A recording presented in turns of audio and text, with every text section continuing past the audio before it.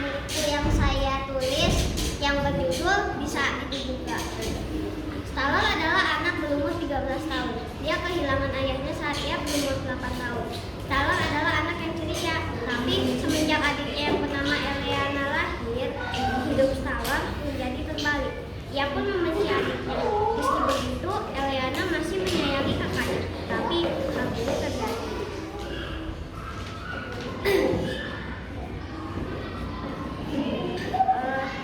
Ayah kata Stalor, "Sudahlah nak, lagian juga adikmu akan menemanimu," kata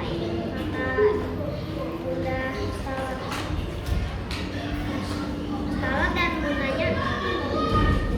dan bundanya pun berangkat ke RSUD terdekat, dan Stalor sangatlah cemas tentang keadaan bundanya karena Bunda Stalor akan melahirkan adiknya yang bernama Eleana. Stalor kaget, ternyata bundanya sudah tiada. Monitornya tidak berbunyi sama sekali. Monitornya hanya berjalan mulus. "Bunda!" teriak Stalor.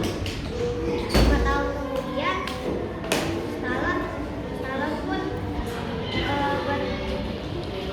Stalor pun duduk di meja makan. Eleana sama dengan keadaan kakaknya. Eleana pun mendekati kakaknya. "Kakak, jangan dekati kakak," kata Stalor. "Kak, sudah bilang jangan dekati kakak. Kamu menghancurkan hidup kakak. Gara-gara kelahiranmu sudah tiada." Eleana tidak bisa berkata apa-apa.